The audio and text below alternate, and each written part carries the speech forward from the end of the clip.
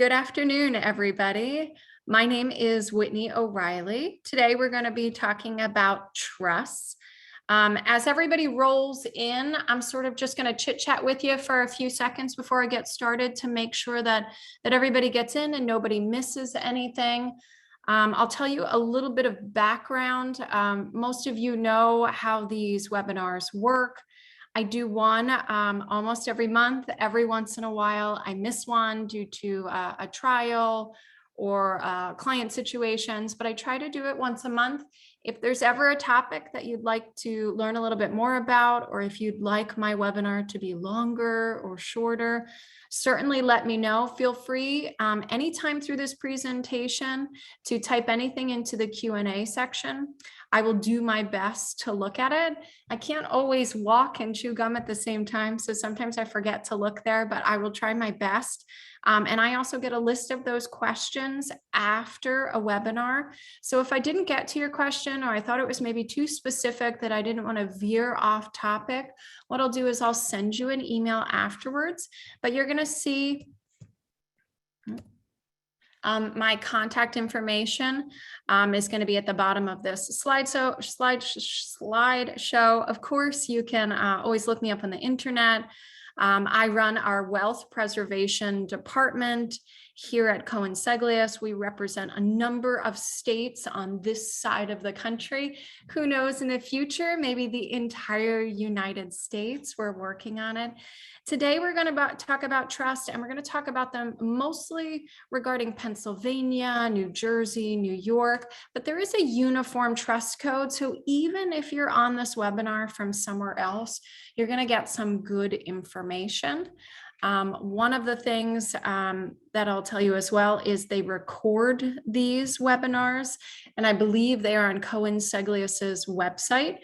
So if you simply go to me and look around, if you go to Whitney O'Reilly, Cohen-Seglius, you can look around. So that way you can see the slides, or you can rewatch the video, or if there was some part that you needed to know, you can certainly go and do that. And I'm just looking, looks like we've got a lot of participants, but there's still a few rolling in. And so again, I run our wealth preservation department here at Cohen-Seglius. And what does that mean? That means that I draft your estate plan. That's your last will and testament. That's your revocable trust. That's your financial or medical power of attorney. That's your living will. At the same time, I administer estates and trust. So that means when you or a loved one passes away, I help gather the assets, pay off the debts, and then give the money down to the beneficiaries, whether in trust or outright.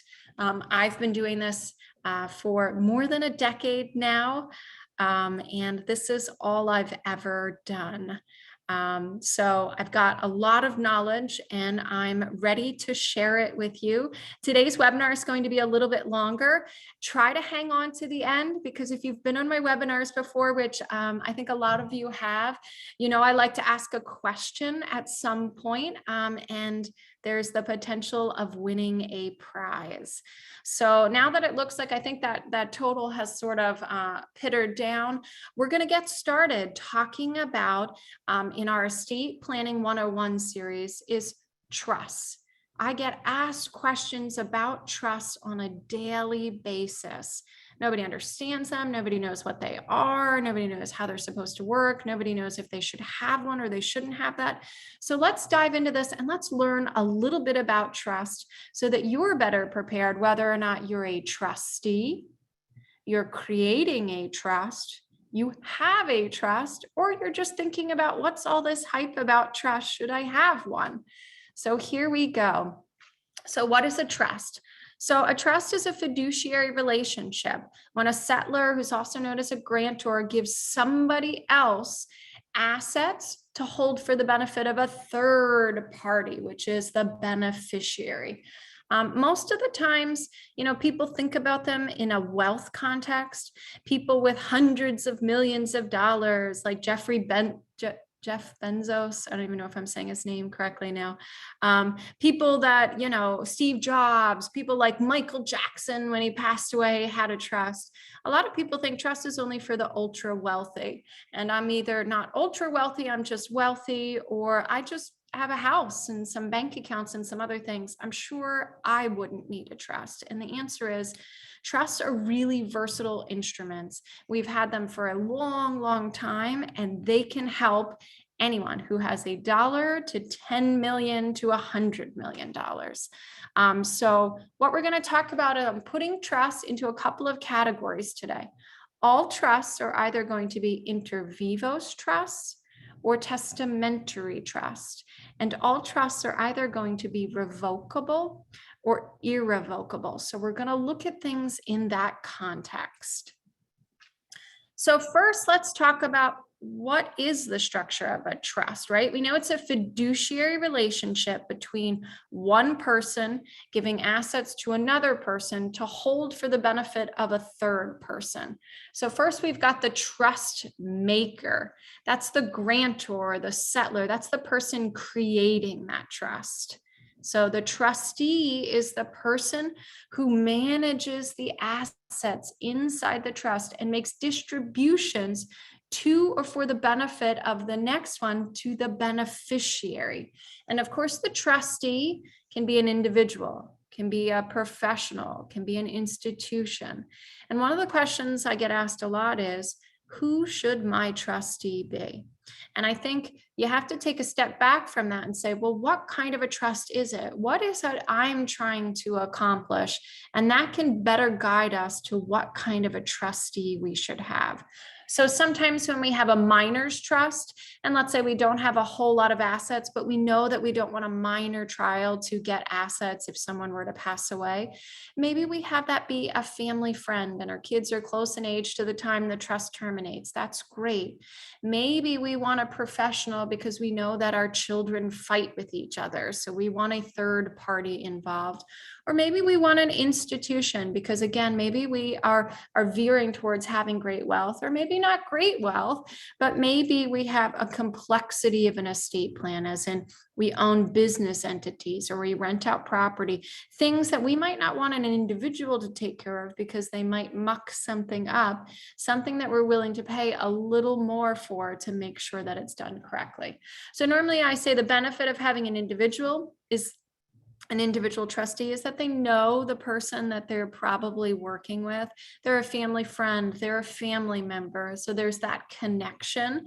Oftentimes they also don't charge a fee, or if they charge a fee, it's pretty minimal, which can be helpful. More money is going to the beneficiary. Whereas a professional or institutional trustee, they're going to cost more money, and they might not know everything about your family, but they're going to do everything correctly. So an example, and I'll throw some examples in here as we talk today.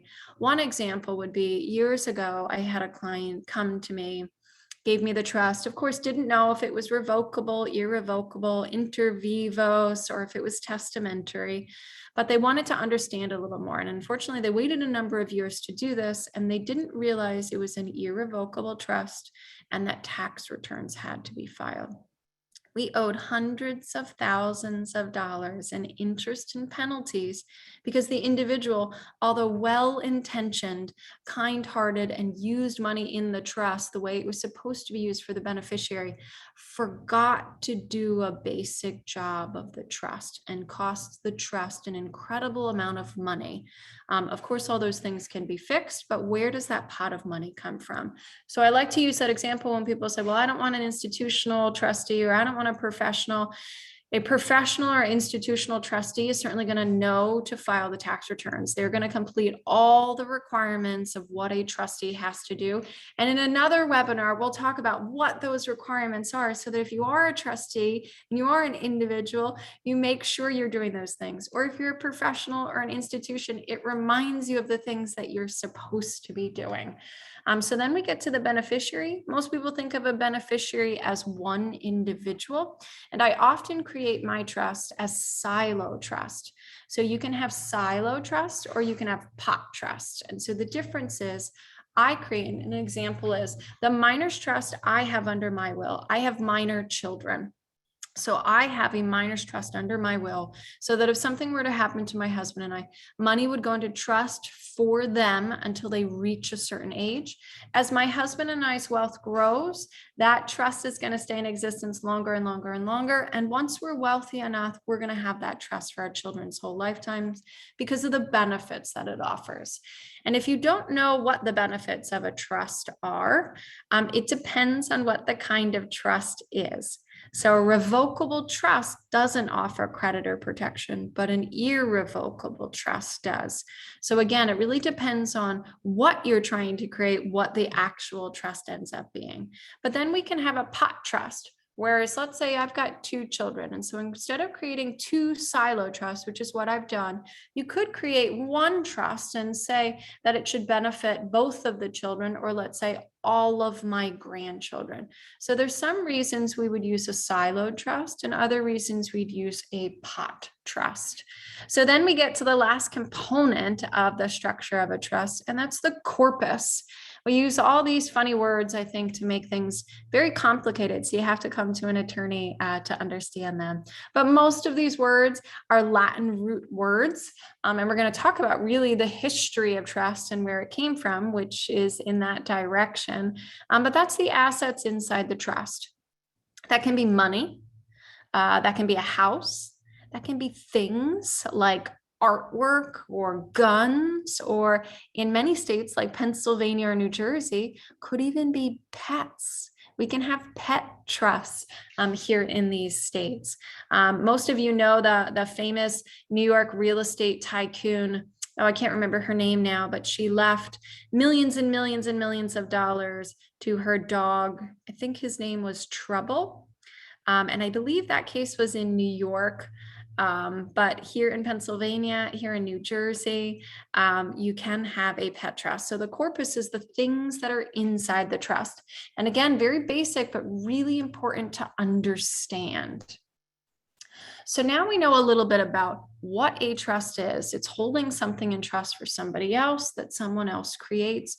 We know that there has to be somebody that creates it. We know that somebody has to administer it. We know that somebody needs to be the beneficiary of it. And we know that there has to be something inside of it. So the law that regulates trust, there's this thing called the Uniform Trust Code. It's a model law in the entire United States that's giving guidance overall regarding the law and regulation of trust. And as of pretty recently, about 34 states enacted their own version of the UTC.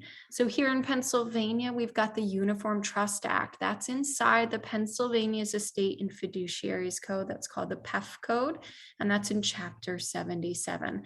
Again, you'd want your attorney to know this. Maybe you don't necessarily need to know this, but it's important to know that there's laws that regulate trust.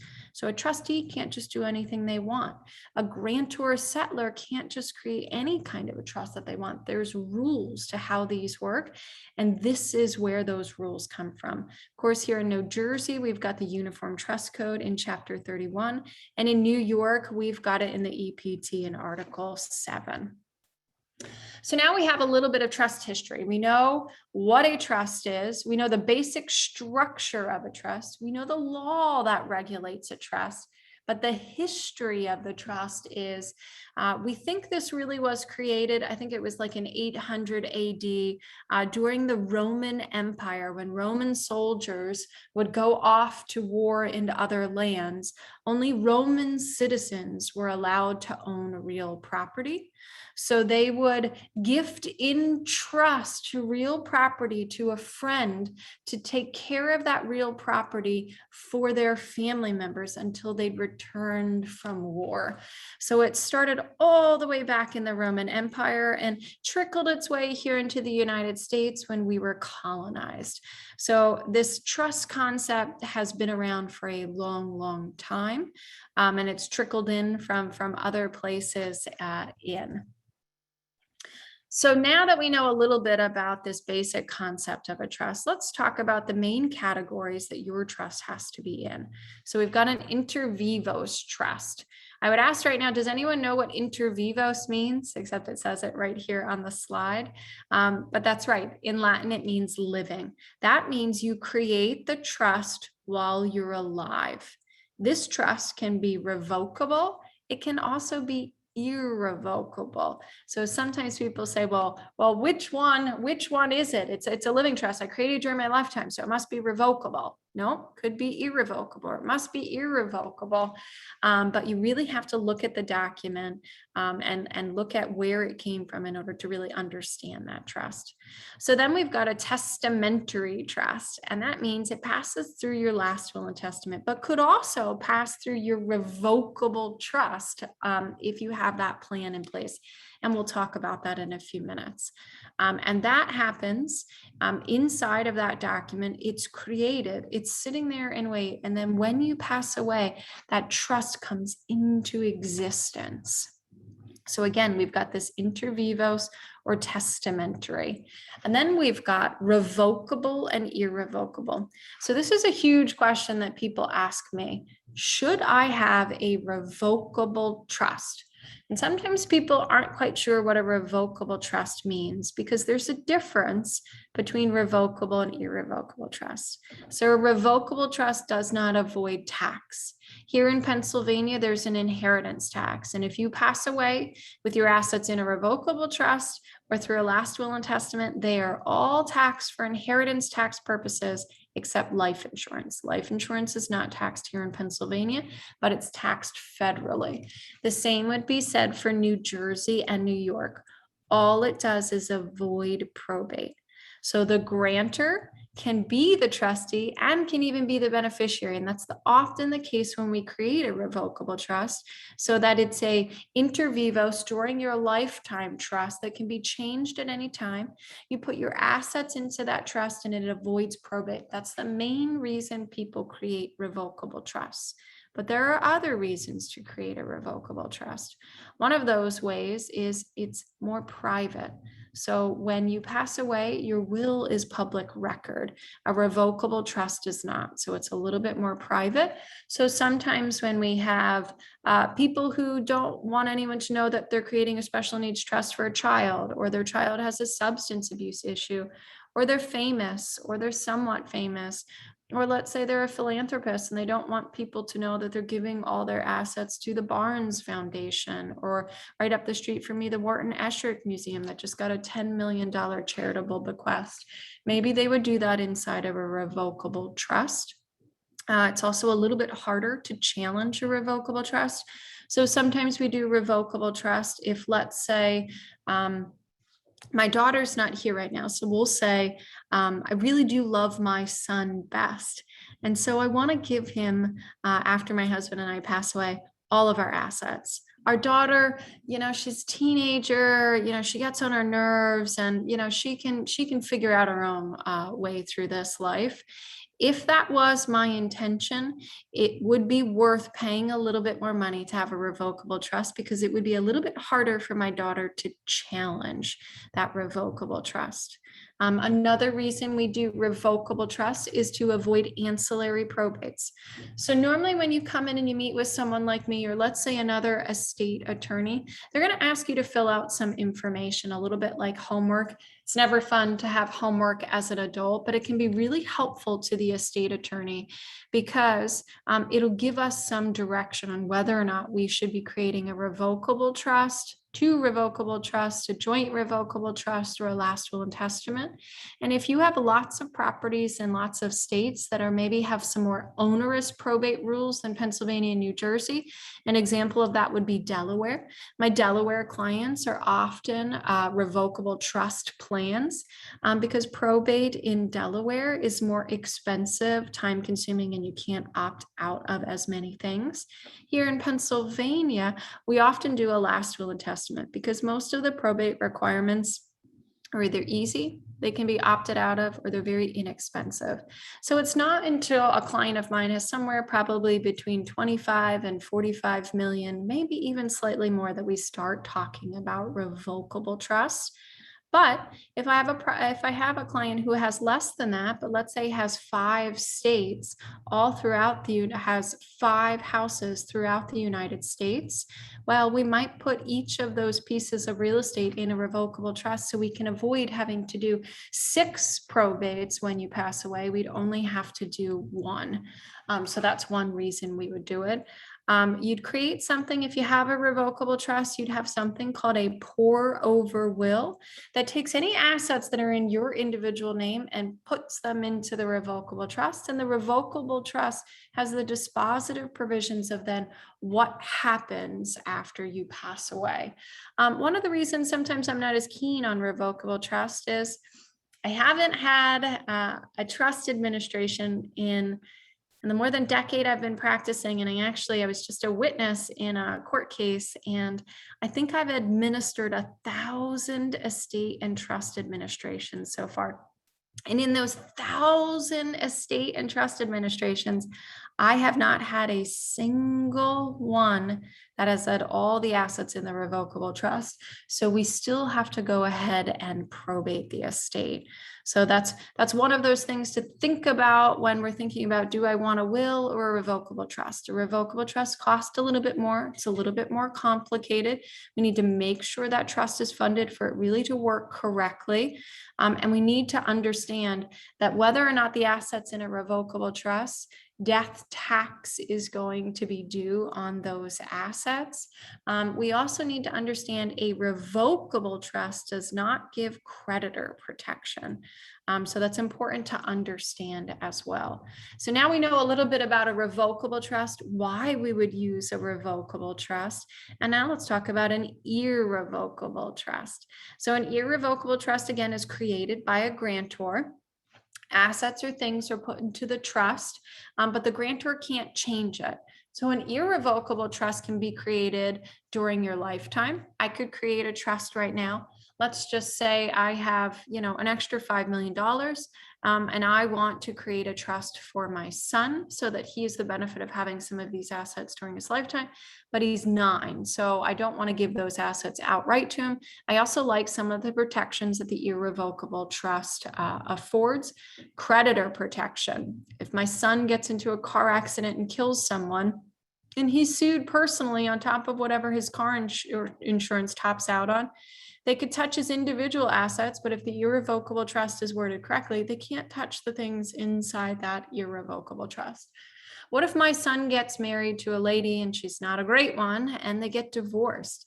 If he owns assets in his individual name, some of his money could be going to an ex-spouse. If it's held in this irrevocable trust, it doesn't go to an ex-spouse. And then spendthrift provisions. It's also in place to protect my son from his own follies. I don't want him to take $5 million and buy, I don't know how many Lamborghinis that would buy you, but I don't want him to buy so many Lamborghinis for all of his friends when he turns 18. I want him to use that money to go to college, to get an advanced degree, to buy a home, to travel, to do certain things. So I want to make sure that those assets are held inside the trust. Now, regarding taxes, that's a little bit tricky, and that's for I think another webinar, which is the assets inside the irrevocable trust subject to tax? Now, of course, a trust is taxed just like an individual. For income tax purposes, a trust has to pay tax. Most states consider a revocable trust a disregarded entity, so it would just flow through your income tax return, but not all states do, so you need to make sure of that. But an irrevocable trust is going to file its own tax returns, its own federal and state income tax returns. And just remember, trusts are taxed at the highest marginal tax rate. Very quickly, it's a compressed tax rate. So it's the same tax rates as for individuals, but for individuals to get to the top tax rate, you need to have earned hundreds and hundreds and hundreds and hundreds of thousands of dollars. For a trust, it's It's a little less than 13,000 to be taxed at that top tax rate. So we really have to think about it when we're creating a trust. What are all the ramifications of doing this? It's also really important to make it irrevocable if that's what we're trying to do.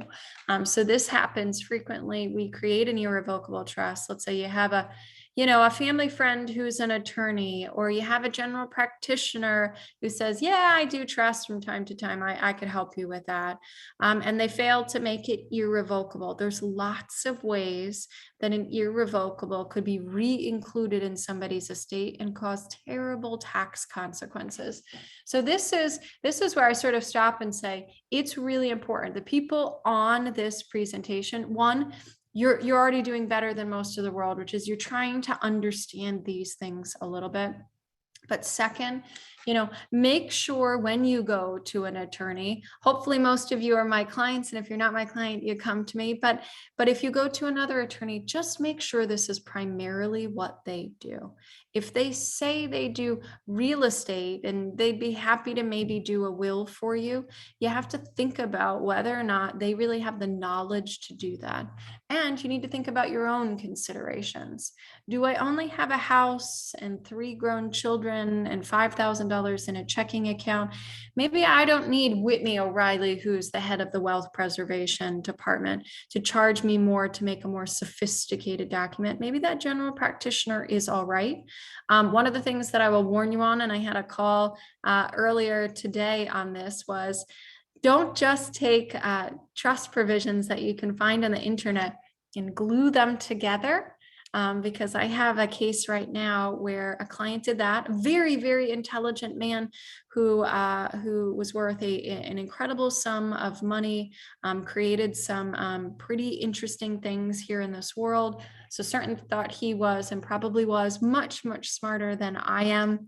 But he forgot to add a residuary clause in his trust. So the trust actually doesn't say where any assets go. So what does that mean? And the answer is, well, now somebody has to hire me, spend tens of thousands of dollars through the court system to try to figure it out.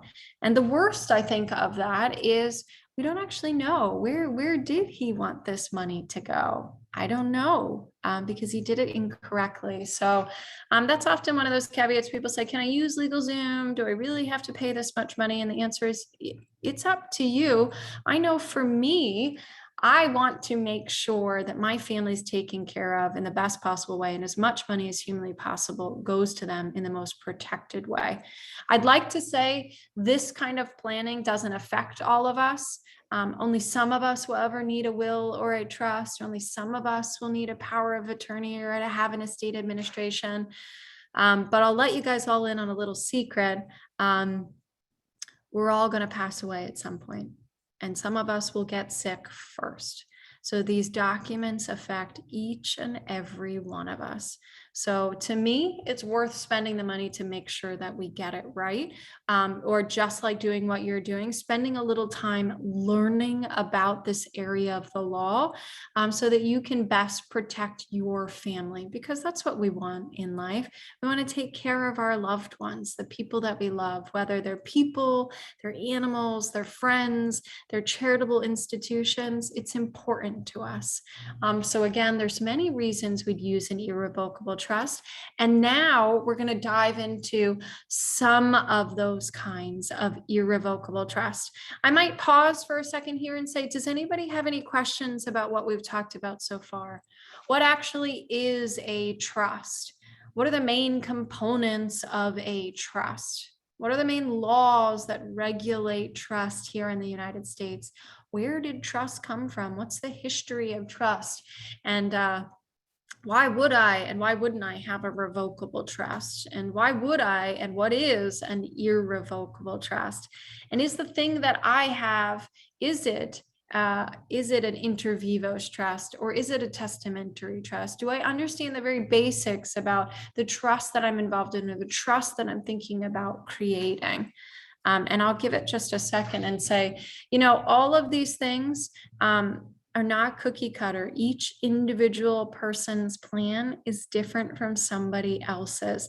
So it's great to talk to other people, find out what other people have. Hey, I just went to an attorney and they said I should have a revocable trust. Do you think a revocable trust is a good idea? I mean, it's always good to get information from other people, but just know that if somebody says, I have a revocable trust, so of course you should have a revocable trust.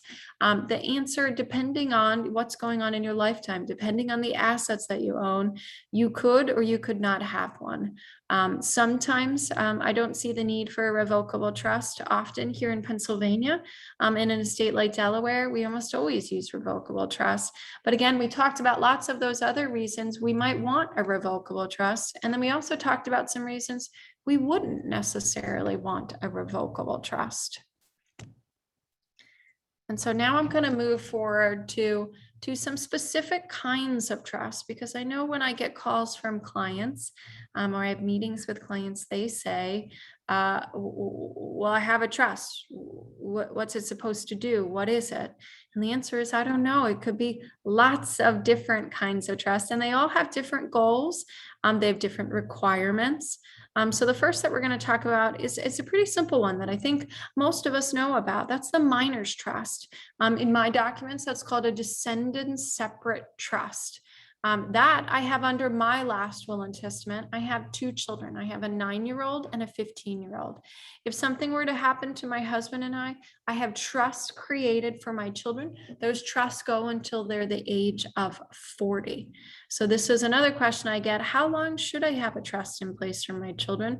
And that answer depends on a lot of things. One, where are your children at in life? What's the reason we're creating this trust? Right now, for me, it's that my children are minor. My husband and I have some money, but we're not ultra wealthy yet.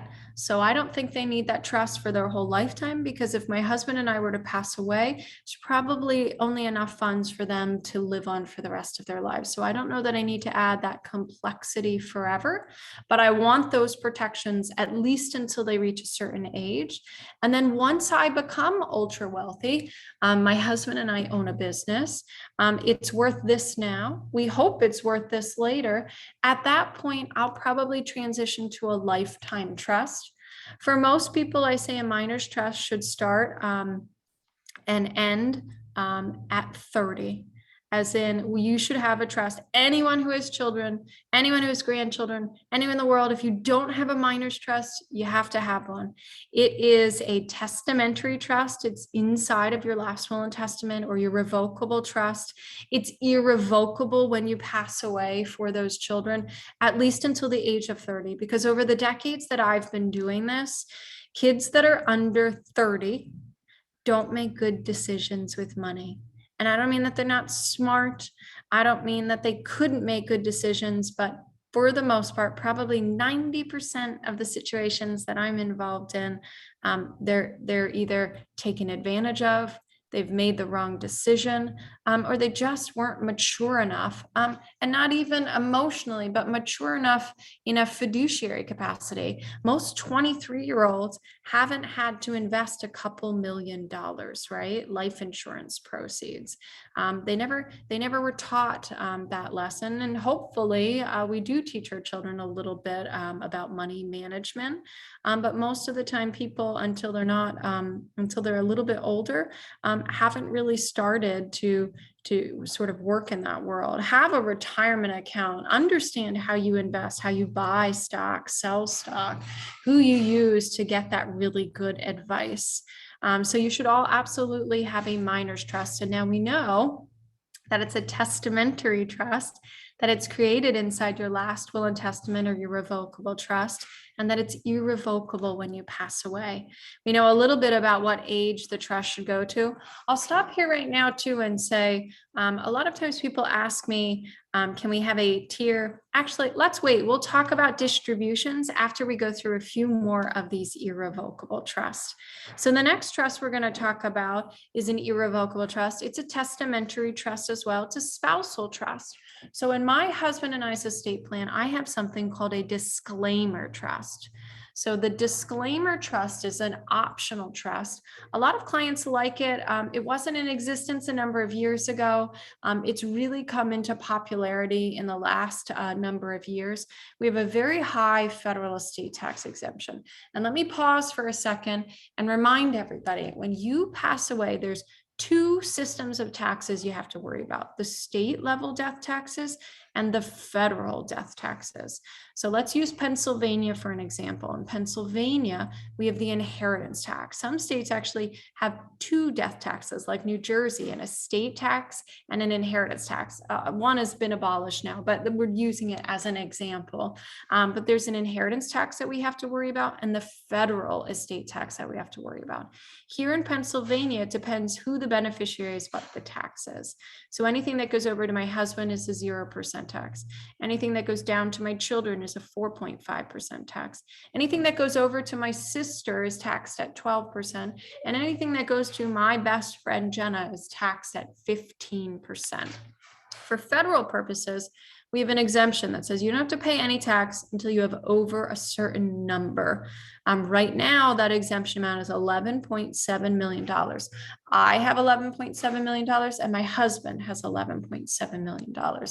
And between the two of us, we have something called an unlimited marital deduction, so that we're not taxed until the death of the second of us.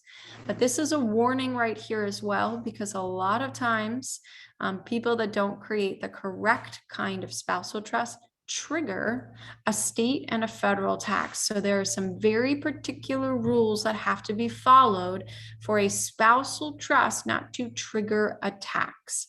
And so this disclaimer trust allows money to go over to my spouse. And let's use this as an example. So my husband, he owns his own business. If he were to pass away, that business would transfer over to me. I could take it outright and continue to operate that business, or I could say, I don't want that business, fund this disclaimer trust, and then I have ultra uber creditor protection over that business. So if, let's say, I get sued by a creditor to the business, can't get inside that trust.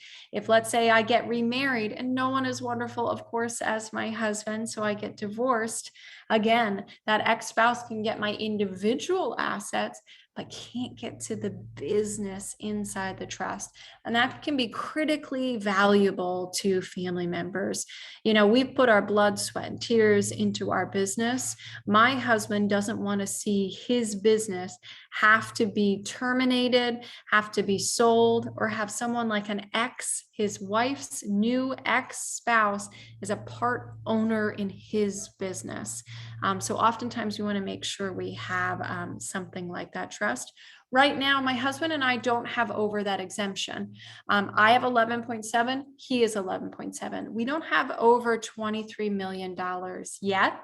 But when we get closer to that number, or when it gets closer to 2025 and that law that created that exemption sunsets back down to $5 million for each of us, we might need to transition our planning, because we do have more wealth and we might need to create a two trust plan and have it automatically funded. And so an example of that would be an AB, marital Q-tip trust, where we have all of the exemptions. So let's say it's 5 million. Go into a marital credit shelter trust, but my husband and I have $9 million. So the $4 million difference will go into something called this qualified terminal interest property trust. The reason that it's a Q-tip trust is, just like what we talked about, a trust, in order to qualify for the unlimited marital deduction, it has to do certain things. And one of the things it has to do is it has to release all the income for the spouse's lifetime. So we want to make sure that we do that. So again, we should have a minor's trust. You should have a spousal trust, depending on your wealth or what's happening. You know, I'm administering an estate right now where the spouse was disabled. So what do we do in that case? Are we going to disinherit that spouse? Are we going to create, and this is the next thing we're going to talk about, a special needs trust for the spouse? Do we want, like my husband and I, it's a first marriage, all of his assets are mine and vice versa? Do we want to have that sort of optional? We can fund a trust if we want, and we know we have under 23 million, so we only need that one trust. Or do we have a second marriage? Is my husband and I's marriage our second? And I have 2 children from my previous marriage, and he has 3 children from his previous marriage. Maybe we want to have a trust in place so that me as the spouse, I can use the funds in those trusts, but I can't then give it to just my kids. It goes back to my husband's children. So there's lots of reasons we might want a spousal trust. So that would be my second tip, is make sure you have a spousal trust under your plan, whether it's under a will or a revocable trust, and understand what kind of a trust it is. What is this thing? What's credit shelter trust mean? What's a Q-tip mean? What's a disclaimer mean? Well, now we've talked a little bit about it, so you know a little bit more about it. There's also irrevocable life insurance trust. Had that meeting earlier today, have that on a pretty constant basis. We created these when the exemption was a lot lower a number of years ago in order to take life insurance out of your estate, because it is taxed for federal estate tax purposes, plunk it into this other vehicle, and the money in that could be used to then pay the federal estate tax.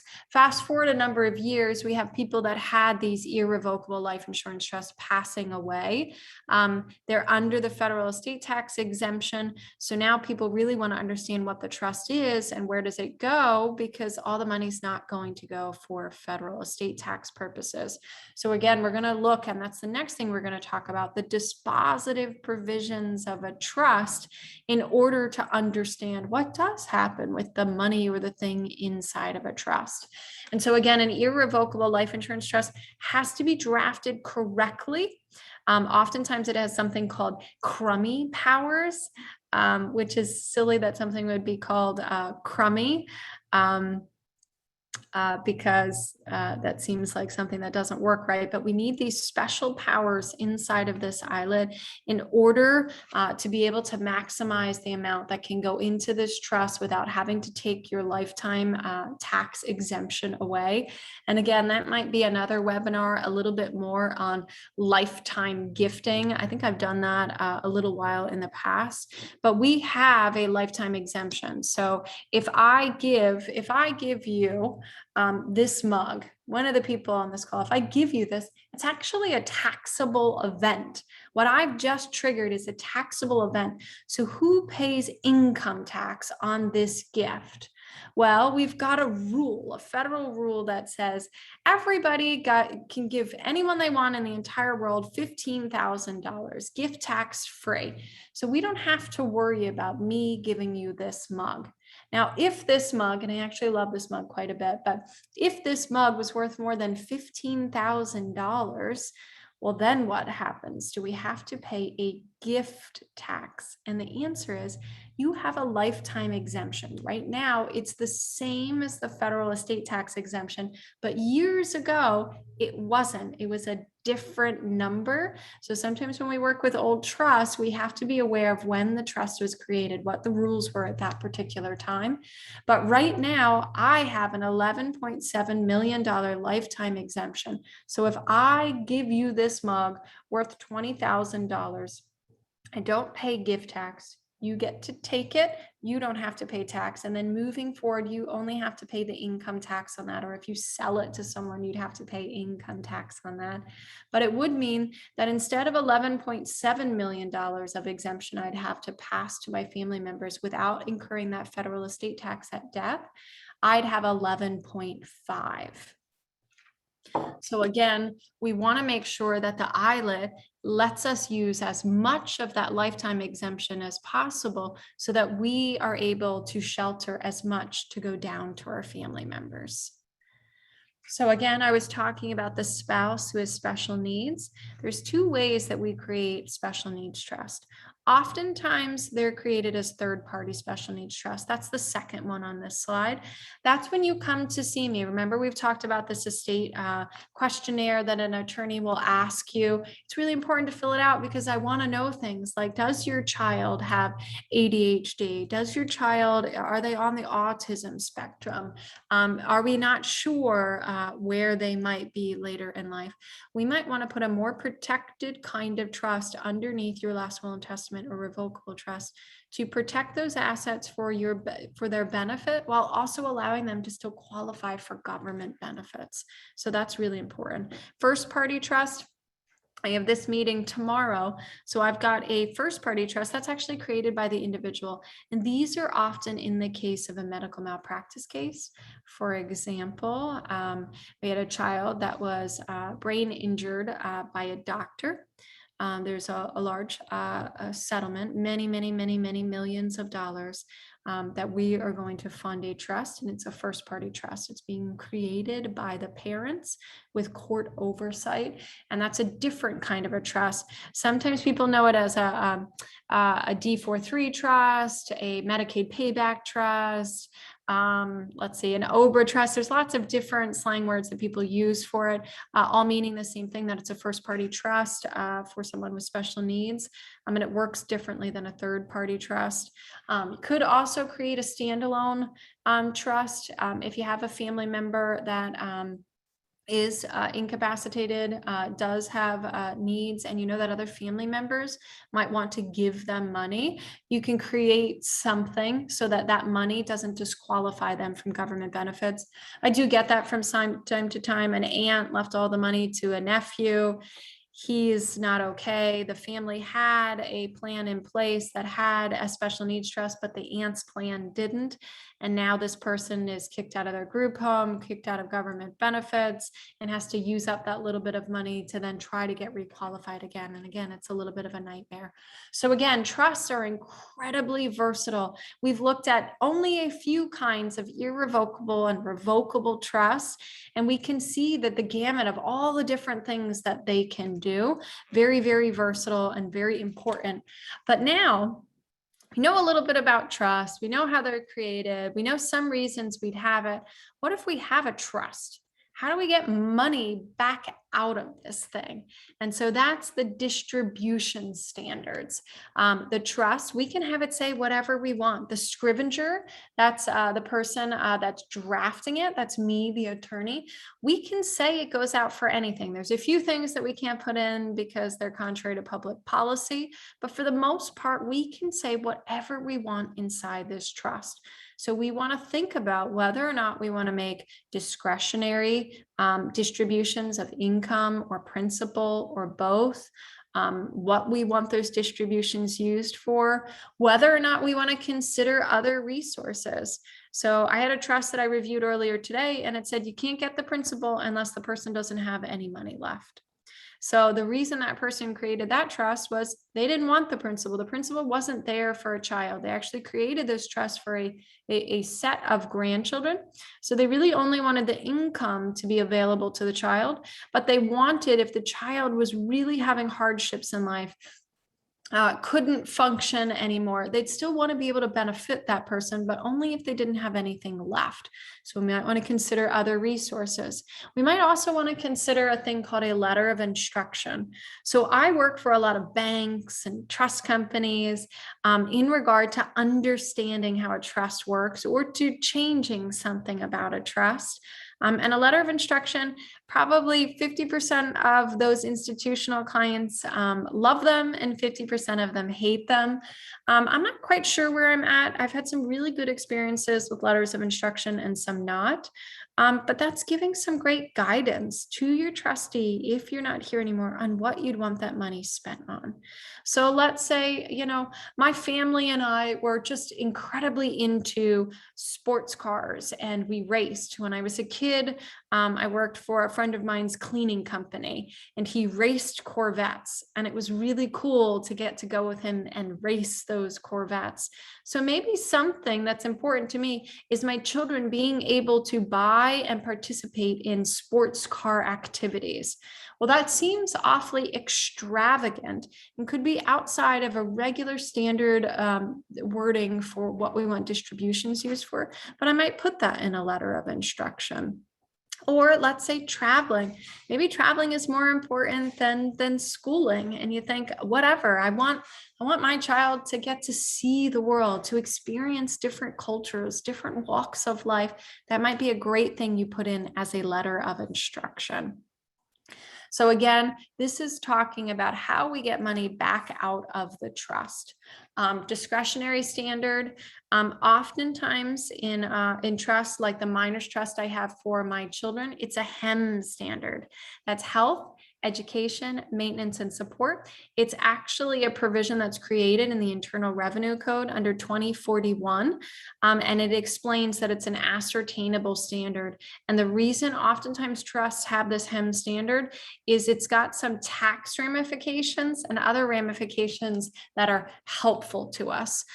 It also is really good for trustees because there's a lot of direction regarding what the trustee can give money out for. So it's a very broad trust that really isn't supposed to be keeping money from your children. It's just supposed to keep that money protected for your children. There's restatements, there's case law, all on the HEM standard, so that we know some of the things that are included in that HEM standard. And here I've put for you some examples of what would be included in health, what would be included in education, what would be included in maintenance and support. So things like medical care would be, but something like plastic surgery wouldn't be. So if that's important to you, if I had a really long nose and I didn't get very far in life, and then I got a smaller one and I was able to get where I am today, maybe I would think plastic surgery is a very, very valuable resource, and I'd want my children to have the availability to do that. Maybe I need to specifically put that in the document. Education, the same. Do we want graduate level school to be considered part of education? Maybe we need to put that in it. Again, back to health. We have lots of alternative forms of treatment.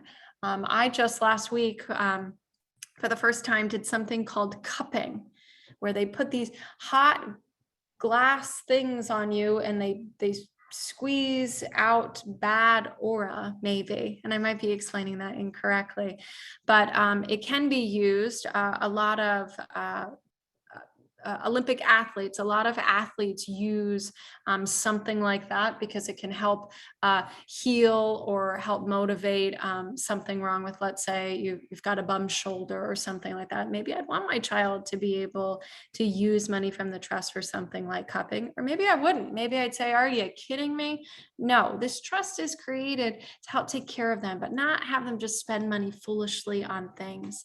And then again, maintenance and support. We'd want to think about, one of the things that maintenance and support doesn't cover is debt. Do we want trust assets to be able to pay off our children's debt? Maybe, maybe not. Most of the time I think no, because the trust assets are protected from those creditor claims. So leave that money in that protected environment. But we'd want to think about that. So the trust that either you have, the trust that you're reviewing, the trust you're thinking about doing, this is really important to think about. So I've gotten this far. I understand a little about trust. I understand why I want to trust. I understand which trust I want or which trust I'm looking at. But how do I want that trust to work? How do I want money to come back out of that trust? And so again, we talked about that HEM standard. And now we'll talk about mandatory distributions. You might say, why would we ever want a mandatory distribution? Why would we want the trustee to have to take money out of that protected environment and give it to our kid? Well, sometimes we have to. We talked about the spousal Q-tip trust. That's a marital trust. If all the income doesn't come out to the spouse, it is not an unlimited marital deduction, and that trust is taxable for federal estate tax purposes. So we have to have it that way. Another example might be an inherited IRA trust. we need to take out required minimum distributions. Now, again, hopefully, I think I did a webinar on this, but we're probably due to do another one on the Secure Act. The Secure Act just changed the way that inherited retirement accounts work and what the stretch really is. So that might be different on whether or not we even need an inherited IRA trust. But that's one reason it's really important from time to time to look back at your plan. If you have an estate plan in place and it does or it doesn't have these trusts, it's really important from time to time to look back, because something like the Secure Act may not have been in place when you drafted your estate plan. And now the Secure Act is changing the rules on how something you created works. So you have to go back and look at it from time to time, reach back out to your attorney and say, does this plan still work the way I want it to? One of the things that I'm telling all of my clients, my family, my friends, before 2025, and the exemption goes from $11.7 million, it adjusts each year. It's going to go back down to $5 million. Make sure you've thought about whether or not you want to do anything before that exemption changes. Obviously, there's unitrust. Sometimes we have a charitable trust. Sometimes it can be an income-driven decision to create a charitable trust that benefits a charity, but a certain amount has to come out of it in order for it to qualify the way that we want it to. So again, there's another example of the mandatory provisions. And I think earlier in this presentation, I almost started talking about tier distribution trusts. Over the decades that I've been doing this, I've kind of been moving further and further away from them. I don't like a trustee being required to give a distribution unless I have to, because I don't know what the future is going to hold. So if I have a trust for my son and I'm saying he can get 25% when he's 25, what if he's right in the middle of a divorce? I don't want the trustee to have to give him money. What I'd rather do is have a very broad standard trust, so the trustee can give him money if he needs it, but can keep it held back if he needs to too. So I've kind of been moving away from them, but sometimes that can be the difference. We want to have an exclusionary discretionary trust where it's very hard for the beneficiary to get money out of it. But in doing that, at the same time, we want to be able to give at certain ages just a chunk of it out. And that's how we want it to work. And in that case, sometimes it works very well that way. So I think we're coming up on the end of this presentation. Time flies when you're having fun. I hope you guys had a good time through this and learned a little bit as well. But you're going to have a good time now, because I'm about to ask you a question. And so how this is going to work is I'm going to turn the slide. I think it's the next slide. So if it's not, we'll get to it. But I believe it's the next slide. I'm going to ask you a question. You don't have to wait until I'm finished asking it. You can read it as quick as you'd like. The first person who types into the Q&A, you're going to see it. It should be, sometimes I move my bar around, but your bar is probably at the top of your screen. You're going to see a Q&A spot. You're going to type in the answer, A, B, or C. You're going to tell me which it is. The winner is going to get a $50 Amazon gift card. We talked about Jeff Bezos earlier today. So figured we'll support him a little longer, but hopefully in some webinars moving forward, we can have some of these gifts be something a little bit more local, or to some smaller business owners like my husband and I, who are not quite at the asset level or the success of our business as someone like who owns Amazon. So here we go. I'm going to get to the next question. Remember, this has been a 101 course. I do these webinars once a month. I'm trying to give you a little bit of information on a lot of stuff related to trusts, because trusts are a pretty versatile and incredible tool that we can have in our tool belt for when we create your individual estate plan or we administer an estate of a family member. So here we go.